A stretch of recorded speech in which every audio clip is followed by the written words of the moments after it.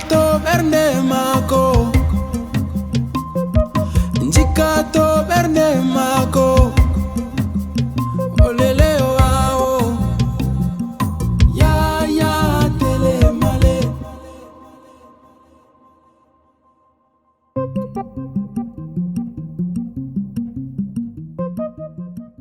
Bien définir le prix de sa formation sur Secocha est important, car il compte pour plus de 50% sur les décisions d'achat des cours sur cette plateforme. Alors, comment donc définir les cours de sa formation sur Secocha? La première chose à faire, c'est de regarder les prix des autres cours de la catégorie à laquelle appartient votre cours. Prenons un exemple. Si vous avez un cours dans la catégorie transformation agroalimentaire et que les autres formateurs sur Secocha ont défini le prix entre 50 et 150 $ leur formation, rassurez-vous de mettre votre formation dans cette fourchette-là afin d'être compétitif. Lorsque les visiteurs arrivent sur Secocha, ils ne regardent pas que votre formation, ils regardent aussi celle des autres et il est important d'avoir les prix moyens qui vont vous permettre d'être assez compétitif. Notons ici que le prix d'un cours dépend aussi de la spécialité de ce cours. Un cours par exemple qui a plus de spécialités et pour lequel le formateur va plus en profondeur coûtera forcément plus cher qu'un cours qui n'est pas un cours de spécialité. C'est la raison pour laquelle il est important que vous soyez un expert dans le domaine pour lequel vous donnez votre cours et que le contenu de ce cours soit d'autant intéressant.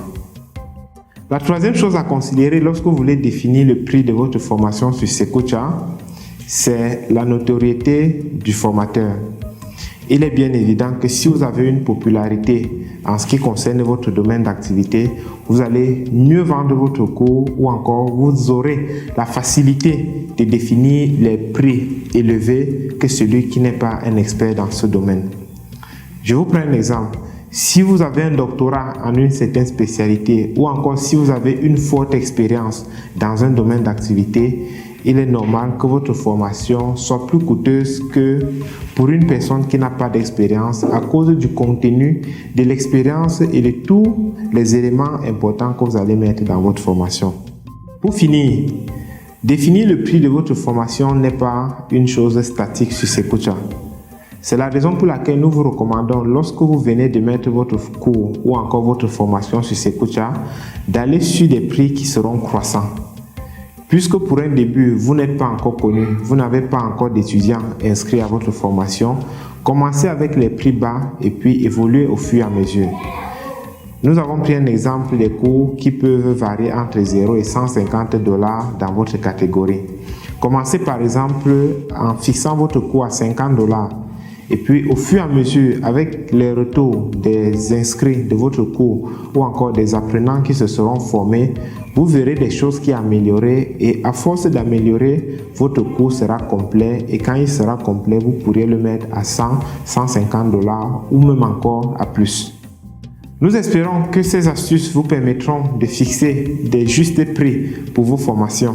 Si vous avez besoin d'en savoir plus sur comment fonctionne Secocha, rendez-vous dans nos autres vidéos tutoriels sur cette même chaîne.